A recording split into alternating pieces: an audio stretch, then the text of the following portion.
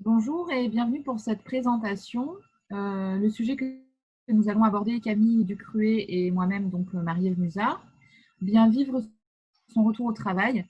En fait, nous avons eu envie d'aborder ce sujet-là toutes les deux parce que pendant le confinement, nous avons été en lien au niveau visuel web grâce à différentes visios qu'on a suivies, des webinars et par rapport au réseau Ensemble Connexion auquel nous faisons partie toutes les deux. Et en discutant au fil de nos échanges, on s'est rendu compte que nos pratiques pouvaient être complémentaires et pouvaient aider certainement des personnes pour cette reprise qui est un petit peu particulière suite au contexte inédit du Covid. Voilà comment est née cette idée et ce travail entre nous. Alors aujourd'hui, nous allons vous commencer par une présentation de Marie-Ève et de moi-même. Ensuite, un rapide rappel du contexte qui va amener à tout un questionnement sur notre positionnement par rapport à la situation. Ensuite, Marie-Ève nous proposera des conseils grâce à l'Ayurveda. Nous vous proposerons un petit mémo par rapport à tout ce que nous venons de vous proposer et nous finirons par une séance de questions.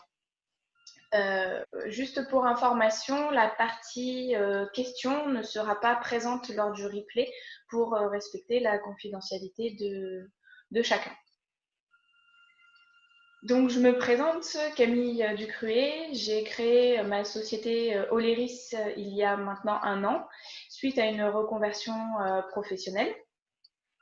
J'étais à l'époque responsable manager dans l'aéronautique pour Airbus Helicopters et secrétaire CEDP CHSCT, donc ce qui est devenu le CSE maintenant.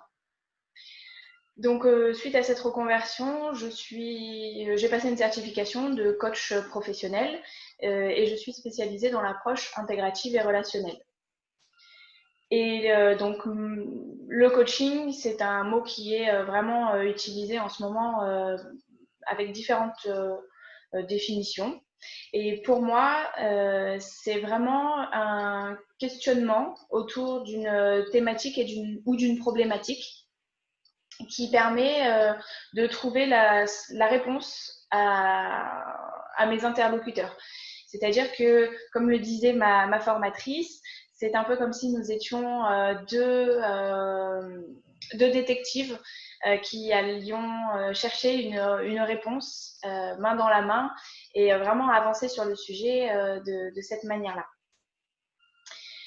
Une chose importante, c'est que j'accompagne mes clients vraiment vers l'autonomie pour qu'ils puissent mettre en place un quotidien qui leur correspond avec des changements profonds et durables pour qu'ils puissent mener une vie professionnelle épanouie. Parce que oui, nous pouvons être épanouis dans notre milieu professionnel. Côté personnalité, je suis quelqu'un aussi sérieux que déjanté. Une profiteuse de la vie, de nature spontanée et très impliquée dans ce que je fais, que ce soit au niveau personnel ou professionnel. Super, très belle présentation Camille, effectivement, je confirme ton implication. Moi je suis Marie-Ève Musard. Donc moi j'ai créé mon activité Pivoine il y a 2 ans. Je suis donc aujourd'hui thérapeute en Ayurveda et à temps partiel également éducatrice. Je travaille auprès de personnes ayant des troubles du spectre autistique, autrement dit des personnes autistes. En fait, moi, depuis toute petite, depuis ma plus tendre enfance, j'étais une très bonne élève à l'école, j'adorais ça. Et j'étais assise au fond de la classe avec les cancres, entre guillemets, parce que je déteste ce terme, et je leur expliquais les cours. Donc, autant vous dire que j'avais déjà en moi cette envie d'aider, d'accompagner les personnes, pas pour faire à leur place, mais pour leur faire comprendre des choses et en tout cas à ma façon, quoi, ce que je peux apporter, et les faire évoluer. Et donc, c'est pour ça que j'ai été éducatrice. Et ensuite, par la suite, des problèmes de santé m'ont amenée à me tourner vers les médecines naturelles. Et lorsque j'ai découvert l'Ayurveda et ses bienfaits, je me suis dit qu'il fallait vraiment que j'intègre dans ma pratique professionnelle et je l'ai proposé d'abord à des amis et aujourd'hui, bien sûr, à toute personne qui s'intéresse à prendre soin d'elle en fait. Donc l'Ayurveda, c'est un mot très bizarre. Qu'est-ce que ça veut dire? Donc c'est une science de la vie d'origine indienne qui a à peu près 5000 ans d'existence, donc qui est vraiment très très très ancienne et qui est considérée un petit peu comme la mère des médecines naturelles, qui permet de se comprendre, de s'accepter, prendre soin de soi pour un épanouissement complet. Euh, voilà, parce que pour l'Ayurveda, le seul moyen d'être en bonne santé et d'être dans une vie qui nous convient, c'est de se connaître. On ne peut pas attendre des autres ou d'une entité quelconque de prendre des décisions pour nous. En fait, on est maître de notre vie et de notre santé. Donc, mon truc en plus, c'est la personnalisation des actions, accompagnement sur mesure, parce que en Ayurveda, on a des conseils types que je propose aux gens, mais après, tout est personnalisé, c'est-à-dire qu'il y a un bilan qui est mené, et à l'issue de ce bilan, il y a des choses qui sont individualisées, qui sont proposées. Donc, ce qui est bon pour une personne n'est pas forcément bon pour l'autre. Et donc, je suis une personne qui est très intuitive. Donc, ça, c'est quelque chose qui me suit, pareil, depuis mon plus jeune âge. J'ai parfois pris des décisions dans ma vie sans vraiment savoir pourquoi, mais j'ai suivi mon intuition et je l'en remercie parce que ça m'a toujours rendu service. Je suis dynamique, empathique. Donc, de par mes fonctions, je pense que pour moi, c'est quelque chose d'important de pouvoir me mettre à la place des personnes que j'accompagne et ainsi de mieux les aider et généreuse. Merci Marie-Ève pour cette belle présentation. Alors, concernant le contexte, donc ce n'est plus nécessaire de le rappeler puisqu'on a tous vécu la même chose pendant ces derniers mois et ça a été vraiment quelque chose de mondial. Et chacun l'a vécu à sa manière. Mais d'une manière générale, les choses ont été très éprouvantes. Il y a eu beaucoup de changements, d'incertitudes et d'incompréhension. Et malheureusement, cette espèce de climat d'incompréhension et d'incertitude continue malgré les semaines et les mois qui passent. Donc, je vous le rappelle brièvement, cette période de confinement, il y a eu une annonce qui a été brutale avec un effet immédiat. Certaines personnes ont dû continuer de travailler normalement en respectant bien évidemment des conseils de sécurité et d'hygiène. Mais d'autres personnes ont eu la chance de télétravailler. Certaines ont été en chômage partiel et d'autres carrément en chômage total. Donc, niveau professionnel, ça a été très compliqué. Voire même dans certaines entreprises ou certaines personnes ont été mis au chômage partiel de manière officielle, mais par contre devaient fournir un travail tellement conséquent que c'était quasiment du temps plein. Il a fallu mettre ensuite une nouvelle organisation de vie en un temps record. Certains devaient jongler entre leur travail à domicile ou à l'extérieur, la vie à la maison. Certaines personnes étaient enfermées donc avec leur famille, avec ou sans enfants, et d'autres personnes étaient enfermées seules. Donc vraiment, chaque personne a vécu son confinement avec une manière qui lui est propre par rapport à sa situation. Et quand on prenait enfin, on va dire, un certain nouveau rythme de vie dans le confinement, où on avait effectivement de nouvelles routines qui s'étaient installées, nous avons eu l'annonce du déconfinement. Oui, et donc là, en fait, il y a eu plusieurs pareils cas, des situations très différentes. Reprise progressive du travail ou bien brutale. Pour ma part, par exemple, c'était progressif, mais il y en a d'autres qui ont dû retourner parce qu'il y a des entreprises qui étaient en difficulté, donc ils devaient absolument reprendre rapidement, qui ont peut-être eu d'ailleurs une charge de travail supplémentaire parce qu'il y a eu ces mois d'inactivité. Le respect des gestes barrières, donc qui sont utiles, bien sûr, pour nous protéger, mais qui peuvent être contraignants, que ce soit au niveau physique, au niveau des matériaux qu'il fallait trouver, des masques, des gels, etc. Ou bien au niveau mental aussi, parce que c'est quand même pas forcément évident psychologiquement de devoir se protéger comme ça a un impact sur notre mental et sur nos émotions. Les organisations, à nouveau, comme disait Camille, il fallait organiser, etc. Là, dans le sens inverse, organiser le déconfinement. Donc, c'est pareil, ça nous a demandé de faire appel à des ressources, de se poser des questions, comment s'organiser, comment faire. Tout ça, c'est très compliqué quand même. Et puis, ce qui est aussi, moi, je l'ai beaucoup entendu autour de moi, et enfin, même moi, personnellement, d'avancer dans l'inconnu, c'est quelque chose qu'on n'avait jamais vraiment connu auparavant. On était quand même dans une société avec beaucoup de repères. On est dans un contexte où on n'a pas vraiment vécu de guerre, à part si on est très âgé. On a un contexte qui est quand même favorable depuis de nombreuses décennies. Et là, aujourd'hui, on est un peu dans quelque chose d'inédit. Et l'inconnu face à la maladie, face au contexte, peut être perturbant à gérer. Et donc, ces derniers mois, et malheureusement les quelques mois encore à venir, nous avons eu beaucoup d'émotions en nous qui ont pu arriver, aussi bien de la colère que de la peur, de la tristesse, mais aussi de la joie. Et notre quotidien a été vraiment en dents de scie, justement en alternant toutes ces émotions qui venaient à nous. Et c'est tout à fait normal. On est tous passés par là. Et comme je vous le disais, pendant quelques semaines et voire quelques mois encore, ce sera le cas. Et donc, par rapport à cette reprise du travail, certains continuent le télétravail ou la reprise à temps partiel, et certains sont obligés de retourner en entreprise de manière définitive. Et donc, Marie-Ève et moi-même, nous avons décidé de vous donner un petit peu des astuces à appliquer justement pour aborder cette nouvelle étape de la meilleure manière qui soit.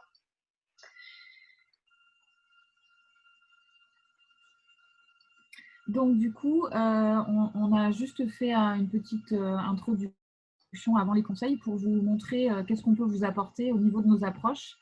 Donc, on a des approches similaires du fait que nos accompagnements sont personnalisés et adaptés à notre interlocuteur.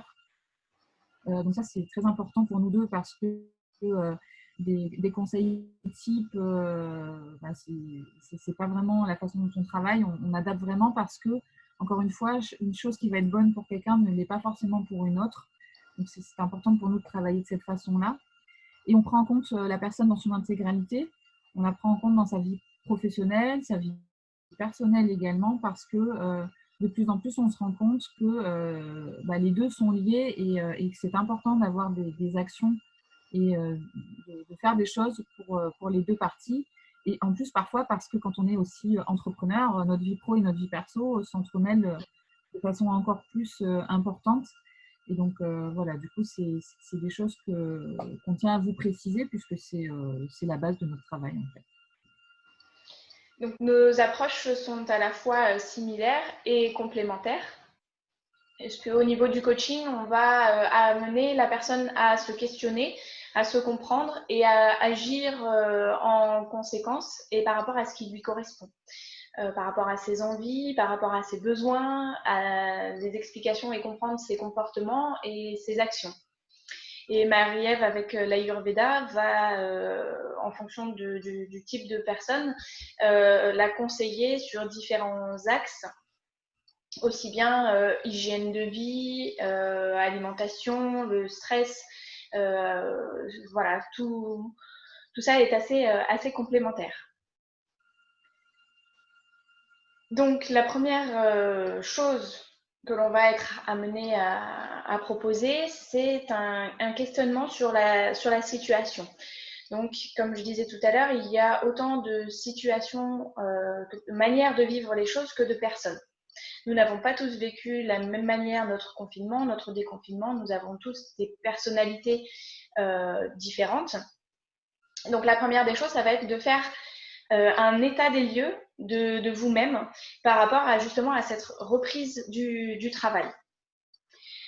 Donc, je vous amène à vous demandez soit par écrit, parce que c'est vrai que par écrit, ça aide parfois certaines personnes à vraiment aller chercher au plus profond d'elles. Par rapport à cette reprise du travail, comment est-ce que vous vous sentez? Est-ce que la première chose qui vous vient en tête, c'est vraiment ce côté embouteillage? Parce que effectivement, avant le confinement, c'était quelque chose qui vous contrarie fortement le matin, le soir.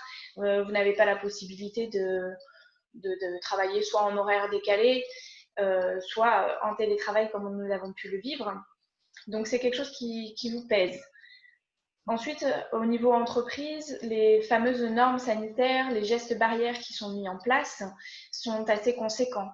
Le port du masque dans certains métiers, le lavage des mains régulièrement, la distanciation sociale, parfois peuvent sembler un peu trop contraignantes. Sachant que, en plus, je comprends tout à fait, au niveau professionnel et au niveau des écoles, les normes sont assez importantes et parfois, quand on voit les personnes dans leur milieu de vie personnel, elles ne respectent pas du tout ces mêmes gestes-là. Donc, il y a une incompréhension qui peut exister. Et après, ces gestes barrières ont été mis en place et pour sécuriser aussi les personnes qui souffrent soit de pathologie ou qui simplement ont peur de cette maladie. Et c'est tout à fait normal pour elles justement que tout le monde les respecte au sein de l'entreprise. Ce qu'il faut faire malgré tout attention, c'est plus on met des contraintes aux gens, plus on leur demande de respecter les choses et malheureusement, moins ils vont le faire. Donc, c'est important d'arriver à trouver un juste milieu, justement, pour que vous vous sentiez bien. Ensuite, posez-vous la question au niveau de la charge de travail. Est-ce que ça m'angoisse? Est-ce que justement j'appréhende un petit peu cette charge de travail? Il va y avoir beaucoup de travail en urgence soit parce que l'entreprise va mal, soit parce qu'il faut rattraper tout le travail qui n'a pas été fait ces derniers mois. Donc il y a une réelle pression au niveau de cette charge de travail-là. Et par exemple, certaines personnes au niveau télétravail, par exemple, ont vraiment donné énormément de leur temps. Voilà, le temps de trajet est devenu un temps de travail. Et puis ensuite, quand on était à la maison, et ben, le soir, on ne voyait pas passer l'heure. Et puis de fil en aiguille, on arrêtait parfois de travailler très tard le soir. Il y a eu des comportements qui ont été mis en place parce que le quotidien s'y prêtait. Alors, soit parce que c'était intentionnel, soit parfois c'était demandé par les entreprises. Mais du coup, comment est-ce que va se dérouler cette nouvel environnement justement de travail en entreprise? Ensuite, posez-vous la question au niveau de vos relations de travail. Alors, il y a certaines personnes qui vont être en joie de retrouver leurs collègues, de pouvoir partager avec eux de nouveau comme avant. Et à côté de ça, il y a des personnes qui s'étaient très bien faites au télétravail, on va dire, qui n'ont pas forcément de proximité avec leurs collègues de travail et qui, au contraire, sont plutôt, on va dire, des relations négatives. Avec le confinement, vous avez peut-être envie de faire évoluer ces relations-là. Et ce qui est important, c'est que ce ne soit pas un frein à votre bien-être futur au travail. Et ensuite, posez-vous la question au niveau de l'équilibre pro et votre équilibre perso. Parfois, ça peut aller avec la famille. Parfois, c'est juste au niveau de votre vie personnelle, un sport ou prendre du temps pour vous. C'est vrai que lorsque nous étions du coup enfermés, nous avons eu beaucoup de temps pour réfléchir, beaucoup de temps pour découvrir de nouvelles choses, parfois la cuisine, parfois juste le fait d'être avec ses enfants, de redécouvrir ou de découvrir pour certains leurs enfants. Et c'est quelque chose que peut-être vous aimeriez garder au-delà, enfin dans les semaines et dans les mois à venir. Donc, une fois que vous avez fait un peu toute la liste, cette liste n'était pas exhaustive. D'ailleurs, si jamais vous avez d'autres points qui sont importants pour vous, n'hésitez pas à les rajouter et justement à faire cet état des lieux. Où est-ce que vous vous situez par rapport à ça? Et une fois que tout est fait, posez-vous la question de ce qui est important pour vous. C'est important pour moi, par exemple, au niveau des relations de travail. C'est vrai que c'était compliqué avec telle ou telle personne. Avant, je n'ai jamais voulu faire évoluer la situation, mais maintenant, j'ai envie justement que cette relation ne me pollue plus mon quotidien au travail. Et du coup, j'aimerais faire évoluer, j'aimerais que ça se passe bien et que je n'ai pas cette boule au ventre à chaque fois que je vois cette personne dans mon travail. Et comment faire évoluer la situation? Pareil, est-ce que je me sens capable d'aller la voir pour discuter avec elle? Ou est-ce que au contraire, j'aimerais faire intervenir quelqu'un, soit le manager, soit par exemple un membre du CSE, donc CEDP, justement pour arriver à renouer le dialogue. Ou par rapport à la charge de travail. Ben justement, je pense que avant le confinement, j'avais énormément de travail et maintenant, j'aimerais arriver à déléguer un peu plus. Du coup, comment faire pour faire évoluer cette situation? Tournez-vous vers les personnes ou réfléchissez par rapport à ce qui vous semble important. Et posez-vous également la question, qu'est-ce qui m'en a empêché? Pourquoi est-ce que dans le passé, par exemple, je travaillais je sais pas, 8h à 20h le soir? Qu'est-ce qui m'empêchait de justement rééquilibrer un petit peu mon temps personnel par rapport à mon temps professionnel? Donc voilà, c'est important d'essayer un peu de démêler et de vous poser les bonnes questions pour essayer d'avancer et ne pas retomber dans des anciens schémas qui ne vous correspondaient pas par le passé. Ce qui est important aussi, n'oubliez pas que la période que nous venons de vivre est quelque chose de complètement inédit et c'est tout à fait normal d'avoir vécu, de l'avoir mal vécu. Si vous êtes manager d'une équipe, n'hésitez pas à regrouper vos équipes sur des temps donnés et à créer le dialogue, à renouer le dialogue, à renouer un petit peu voilà, la conversation de votre équipe et pour que vraiment les gens puissent se libérer. On ne sait pas comment votre voisin a vécu cette période de confinement, mais peut-être que ça a été très compliqué pour lui. Et justement, ce retour au travail, ce retour en entreprise et le fait de renouer des liens va pouvoir le faire vraiment se décharger d'un poids. Donc, si vous êtes manager, n'hésitez pas à créer ce temps de parole pour vos équipes. Et par contre, et si jamais votre manager ne prend pas cette initiative, n'hésitez pas, vous, en tant que collaborateur, d'aller lui demander. Soyez vraiment porteur de nouvelles initiatives. Et dans toutes ces questions, n'hésitez pas à vous recentrer sur ce que vous pouvez contrôler.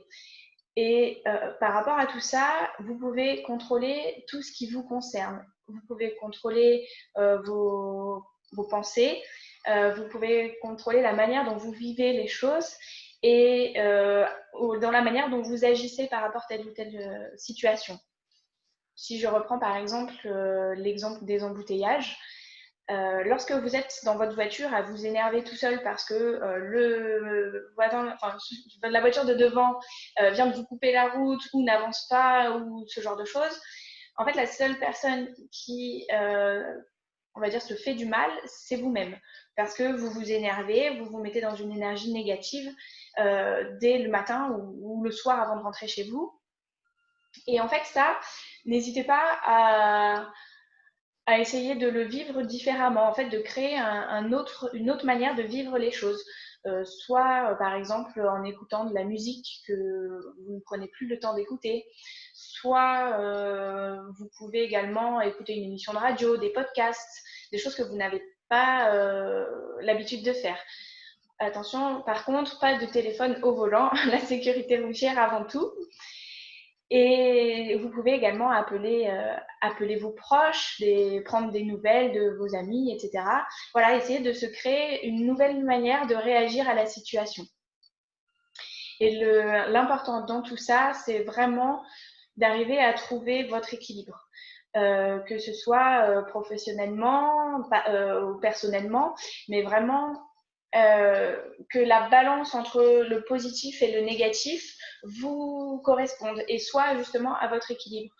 Tout le monde le sait, la vie, ce n'est pas que du positif et heureusement, ce n'est pas que du négatif. Donc, c'est vraiment arriver à ce que les choses soient équilibrées pour que l'on soit que l'on ait assez de positif justement pour faire face à toute la partie négative et ne pas sombrer dans quelque chose qui ne correspond pas à la vie. Voilà pour moi.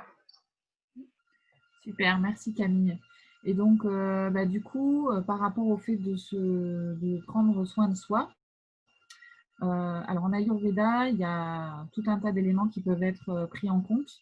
Donc, il faut savoir que selon l'Ayurveda, et de toute façon, vu le contexte, les périodes de changement et de crise déstabilisent notre organisme. Et quand je dis notre organisme, c'est vraiment tout compris. C'est à la fois nos émotions, notre esprit, et c'est aussi toutes les choses que l'on ne perçoit pas. Il est tout à fait possible que suite au Covid et à la crise, on ait par exemple des baisses de vitamines dans le sang, on ait une tension artérielle différente, on ait tout un tas de choses qui ont… notre organisme est perturbé et il doit faire face à ce traumatisme et ça, on ne s'en rend pas compte. Mais en tout cas, c'est présent au niveau corporel. Ensuite, il faut gérer nos interactions dans le sens où, comme le disait Camille, privilégier ce qui est positif et accepter ce qui est inévitable. L'exemple des embouteillages, c'est très parlant. On ne peut pas gérer l'embouteillage, il est là, c'est une réalité, on ne peut pas faire autrement. Par contre, voilà, on peut se dire, effectivement, je réagis différemment. Les collègues de travail, c'est pareil, on ne les choisit pas, ils sont là. Mais voilà, comme le disait Camille, on peut faire appel à des personnes qui peuvent nous aider et vivre différemment les choses. Et les émotions, donc en fait, il y a tout un tas de techniques. Maintenant, c'est un sujet qui est de plus en plus abordé. On parle de gérer ses émotions, etc. Moi, ce que je vous proposerais par rapport à l'Ayurveda, c'est des techniques qui vous permettent de mieux les vivre. Bien sûr, ce ne sont pas des techniques exhaustives, il en existe plein et je vous invite à explorer ça si ça vous intéresse via Internet ou des groupes sur Facebook pour trouver la technique ou les techniques qui vous correspondent le mieux. Donc, alors, prendre soin de soi, ça veut dire quoi selon l'Ayurveda? Ça veut dire déjà se pencher sur son alimentation. Donc, si ce thème-là vous intéresse, vous parle, sachez que vous pouvez travailler d'une façon individualisée sur l'alimentation. Il y a bien sûr des grands principes qui existent pour aider au niveau de la digestion, mais on peut aussi adapter en fonction de chaque individu l'alimentation pour optimiser et faire en sorte que le corps assimile le mieux possible ce qu'on lui donne à manger. Le fait d'assimiler le mieux possible, ça va permettre peut-être d'avoir un impact sur le poids. Pendant le confinement, il y a des personnes qui ont pris du poids pour tout un tas de raisons, peut-être parce qu'il y avait l'obligation de rester chez soi, donc plus possibilité d'aller faire du sport, ou bien parce que comme on était chez nous et qu'on s'ennuyait, on avait peut-être tendance à plus manger ou grignoter, ou parce qu'on était stressé. Et du coup, si on cible l'alimentation pour qu'elle nous convienne, il est possible que petit à petit, on puisse rééquilibrer notre poids. Ça ne veut pas dire être quelqu'un de maigre ou quelqu'un, on n'est pas là dans des canons de beauté ou quoi que ce soit. On est plus à avoir un poids de forme, c'est-à-dire un poids qui corresponde à notre métabolisme et à notre constitution. Et le fait de travailler sur l'alimentation permet aussi de gagner en énergie, pour la même raison que j'ai citée avant, c'est-à-dire que si votre corps assimile ce que vous lui donnez à manger, il va à la fois pouvoir en retirer les vitamines et les minéraux dont il a besoin, et aussi dépenser moins de temps et d'énergie à digérer le repas.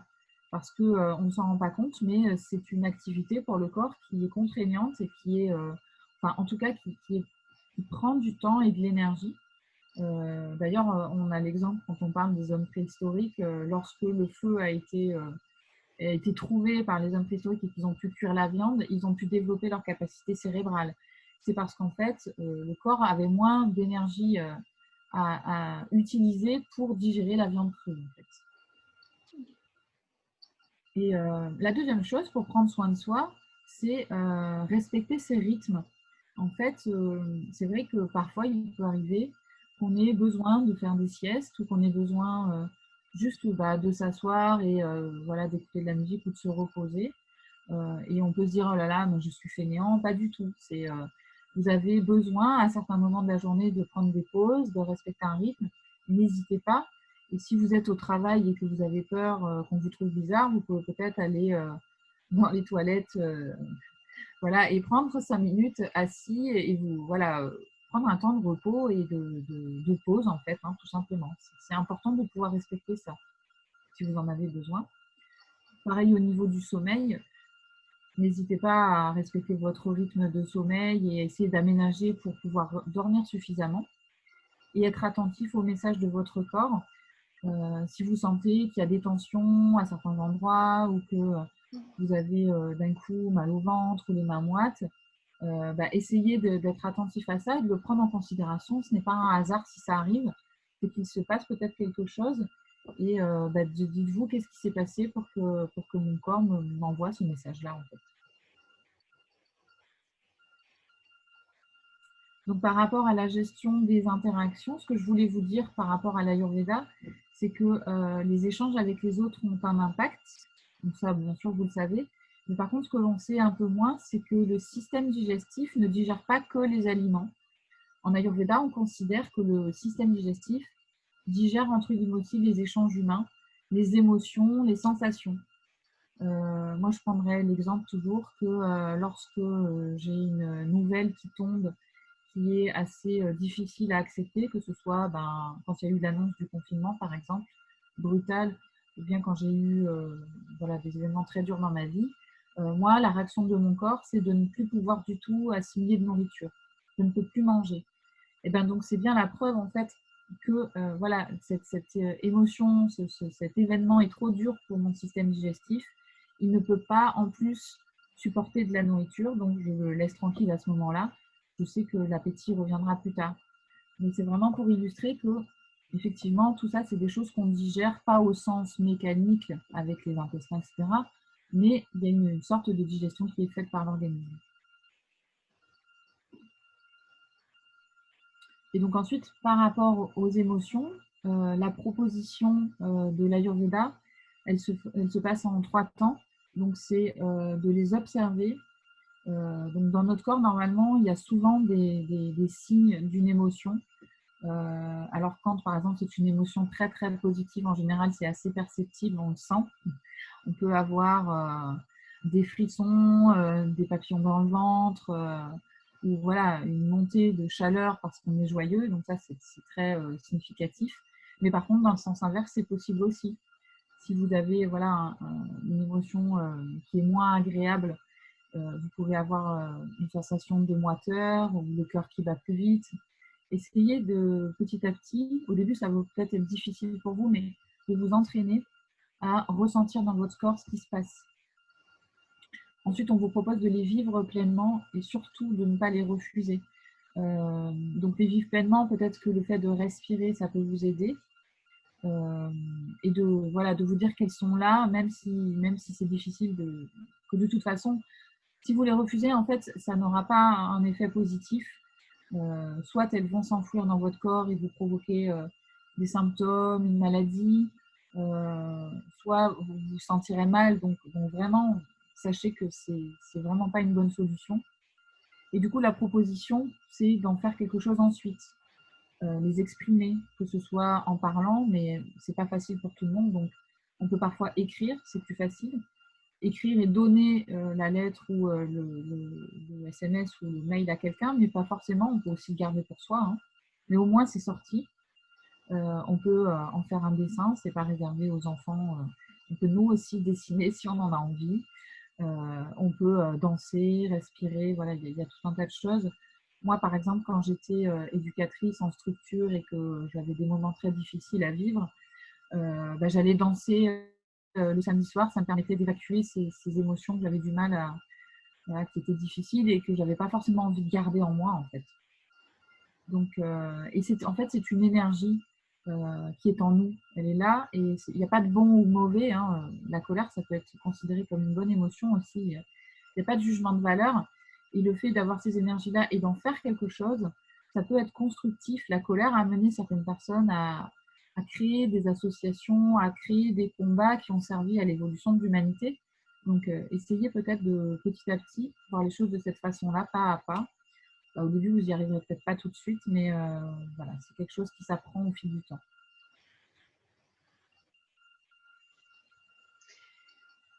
Alors, un petit mémo par rapport à tout ce que l'on vient de vous partager. Pour justement arriver à se poser toutes ces questions et à se mettre dans une bonne énergie, c'est important de réaliser, de prendre du temps pour vous et de réaliser ce qu'on va appeler la météo intérieure. Ou on peut appeler ça aussi tout ce qui est body scan.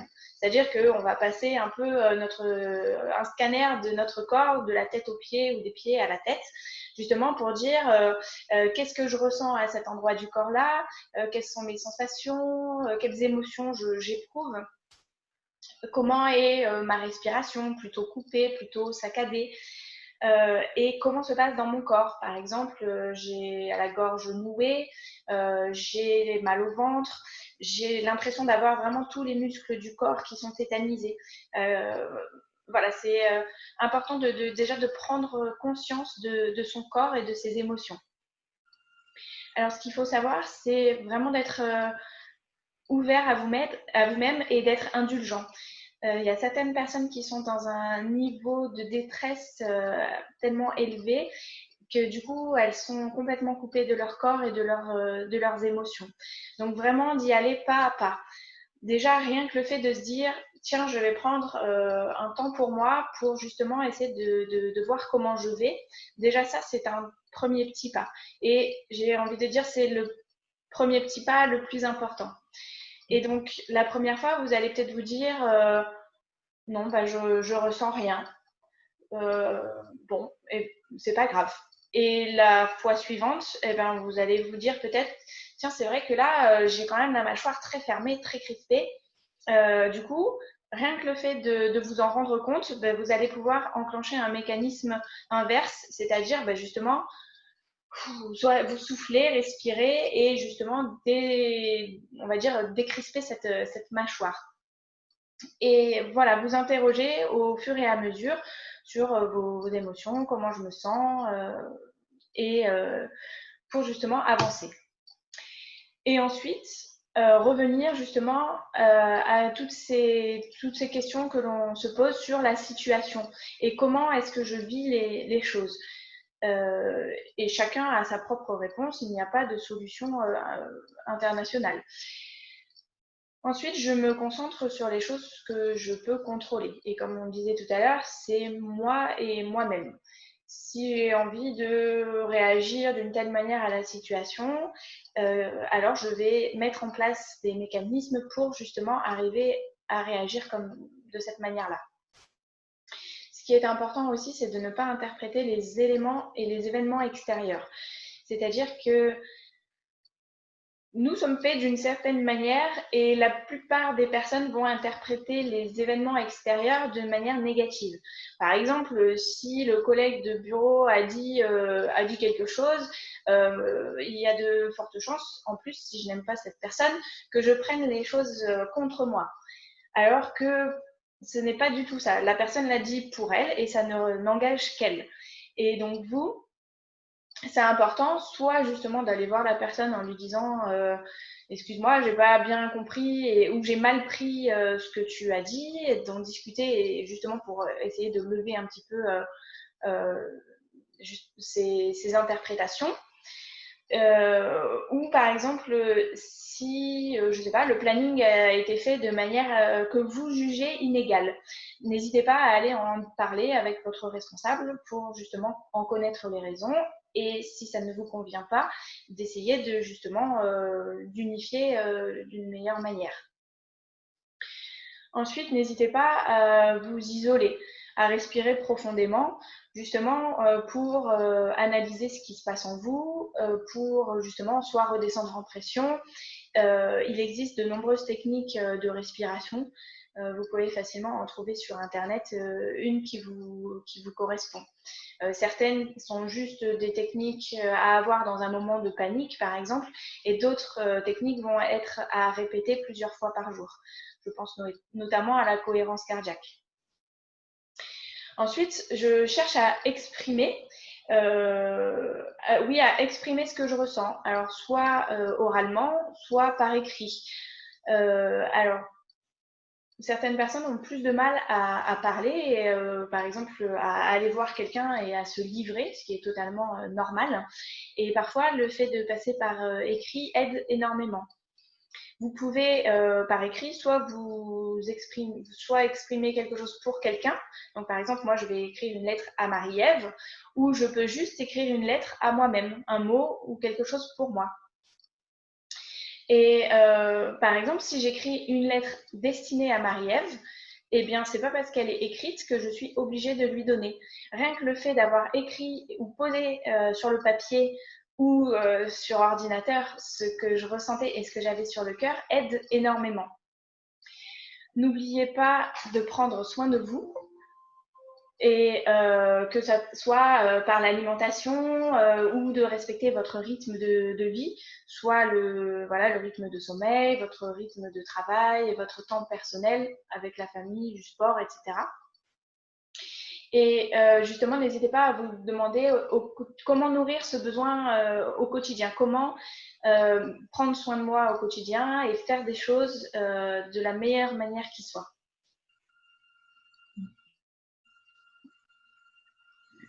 Alors du coup, par rapport à ce qu'on vous a proposé dans cette intervention, vous avez déjà des pistes pour commencer tout seul pas mal de choses. Néanmoins, si vous sentez que vous êtes en difficulté ou que vous avez simplement envie d'aller plus loin parce que vous trouvez la démarche intéressante, Camille et moi, on propose des accompagnements qui vous permettront d'aller plus loin. Donc, soit en accompagnement court qu'on a appelé J'explore mon potentiel, soit un petit peu plus long qu'on a nommé J'optimise mon futur. Le but, c'est vraiment, comme on vous l'a dit en début, c'est de faire quelque chose de personnalisé qui vous accompagnera vers une autonomie. Normalement, quand vous avez travaillé avec nous, vous avez des outils pour votre quotidien, pour continuer à prendre soin de vous, à appliquer ce qu'on vous a transmis. Donc voilà, notre but, c'est pas que vous reveniez nous voir tous les mois, c'est vraiment que vous ayez des outils sur le long terme. Vous pouvez payer à la séance, il n'y a pas de souci, ça vous permet d'étaler. Et également, vous savoir qu'il y a certaines mutuelles maintenant qui remboursent les séances d'Ayurveda, donc n'hésitez pas à vous renseigner auprès de la vôtre. Alors, nous allons maintenant passer à la partie questions. Merci à tous pour ce temps et pour ce partage. Nous souhaitions clôturer cette intervention par une citation qui dit que nous ne pouvons pas choisir les circonstances extérieures, mais nous pouvons toujours choisir la façon dont nous répondons à celles-ci.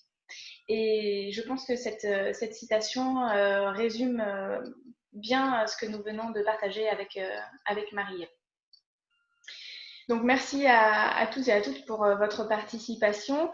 Si vous avez des questions supplémentaires qui vous viennent, n'hésitez pas à nous contacter. Vous trouverez nos coordonnées sur nos pages professionnelles ou sur nos sites web. Et du coup, merci. C'était un grand plaisir pour moi d'animer cet atelier avec Marie-Ève. Merci à toi, Camille. Pour moi aussi, c'était un plaisir et je souhaite une belle suite à tout le monde. Au revoir. Au revoir. Hop. Et